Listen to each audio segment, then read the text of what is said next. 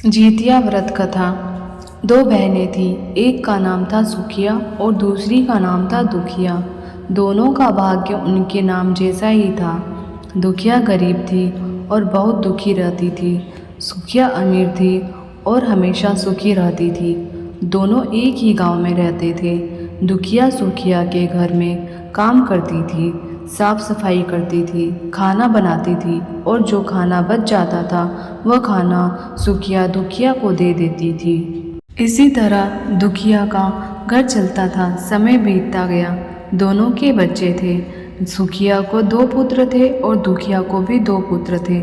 जब जीतिया का व्रत आया तो दोनों बहन जीतिया का व्रत रखी थी। दुखिया सुखिया के घर से काम करती थी। व्रत के दिन दुखिया ने सुखिया के घर जो चावल फटका, चावल को साफ करना, उससे जो खुद्दी निकलती है वह उसके लिए रख ली और साफ चावल सुखिया को दे दिया।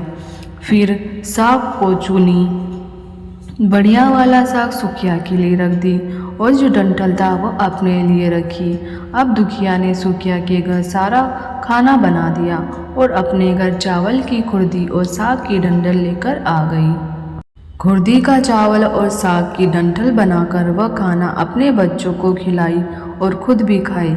उसके बाद दुखिया सोने चली गई। आधी रात में एक बूढ़ी औरत उसके घर पर आकर दरवाज़ा खटखटाती है तो दुखिया पूछती है, कौन है? तब बूढ़ी बोलती है, बेटा हम हैं। दुखिया ने उठकर फाटक खोला और पूछती है, अम्मा आपको क्या चाहिए? इतने रात में आप यहाँ किस लिए आई हो? बूढ़ी बोलती है, बेटा मुझे बहुत भूख लगी है, कुछ खाने को दे दो। दुखिया उसे घर के अंदर ले जाती है और कहती है, हम लोग बहुत गरीब हैं, आज मैंने खुर्दी का चावल और साग की डंठल बनाया है, क्या आप खाएंगी? तो बूढ़ी कहने लगी, हाँ क्यों नहीं, खाएंगे, हमें बहुत भूख लगी है, हम वही खाएंगे।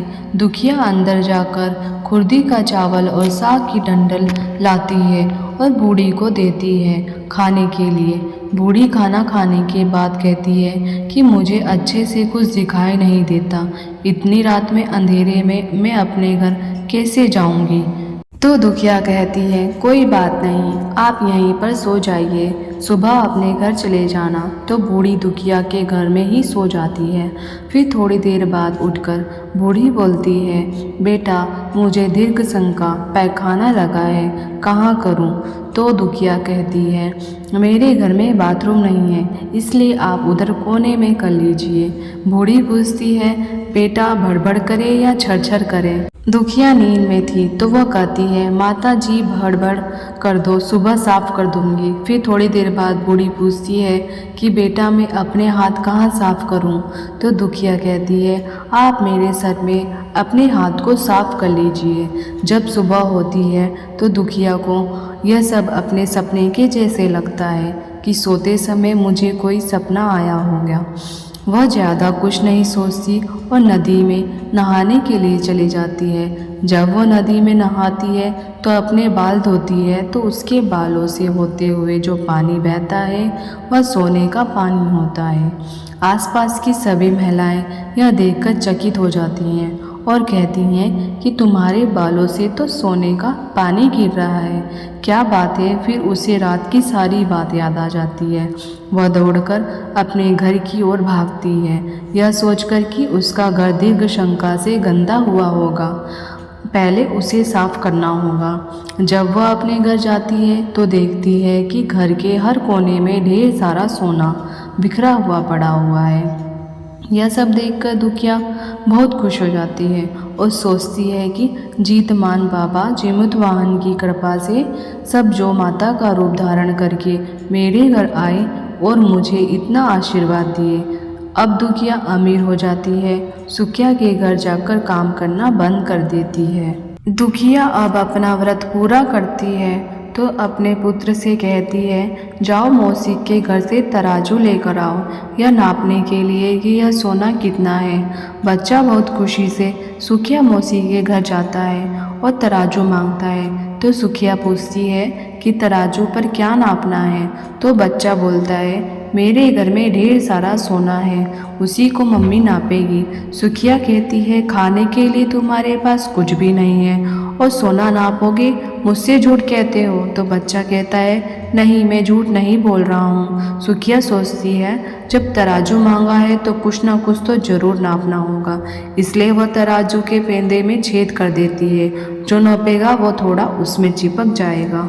दुखिया जब तराजू पर सोना नापती है तो कुछ सोने का टुकड़ा उस बूंद में चिपक जाता है। जब बच्चा तराजू लौटाने जाता है तो सुखिया उसको उलट पुलट कर देखती है तो उस तराजू में सोना लगा हुआ होता है।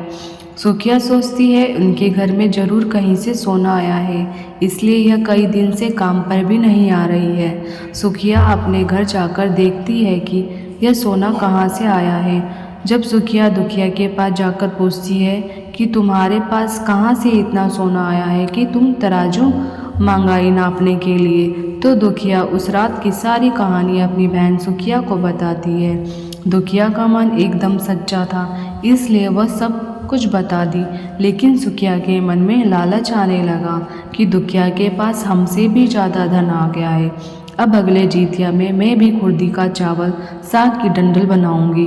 फिर अगले साल जितिया का व्रत दोनों बहन ने रखा। सुखिया के पास हर तरह का सुख था और धन की भी कोई कमी नहीं थी, फिर भी वह जितिया के दिन चावल फटक कर साफ चावल फेंक देती है और कुर्दी अपने पास रख लेती है। साग को तोड़कर पत्तियां फेंक दी और डंठल अपने पास रख ली और वही बनाई।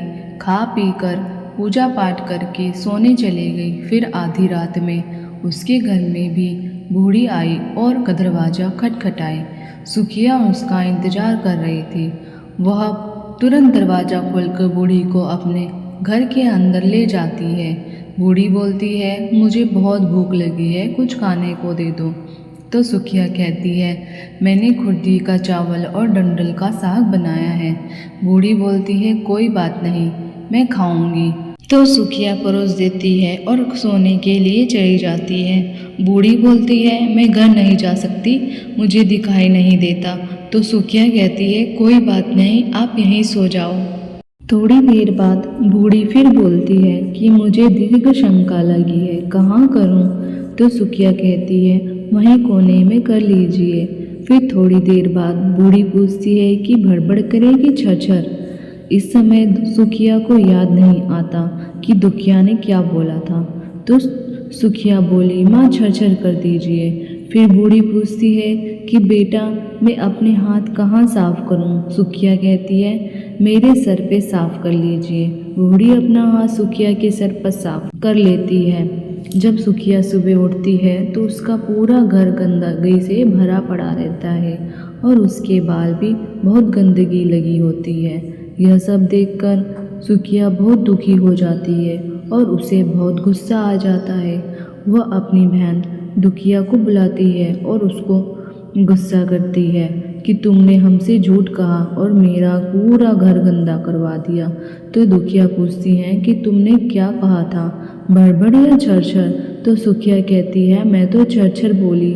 तो दुखिया कहती है यहीं पर तो तुमने गलती करी और तुम्हारे पास तो सब कुछ था, किसी चीज़ की कमी नहीं थी, फिर भी तुमने लालच किया। मेरे पास तो कुछ भी नहीं था, तुम्हारे पास तो सब कुछ था। तुम्हारे घर जीत मन बाबा जीमुत वाहन भेष बदल कर आए, लेकिन फिर भी उन्हें अच्छा खाना नहीं परोसा। मेरे पास तो कुछ भी नहीं था, इसलिए मैंने उन्हें कुर्दी का चावल और साग का डंडल परोसा। तुमने अपने घर आए भगवान का अपमान किया, सब कुछ रहते हुए भी तुमने साग और भात खिलाया। तुम्हारे पास सब कुछ होते हुए भी तुम्हें लालच नहीं करना चाहिए था, इसलिए तुम्हारे साथ बुरा हुआ।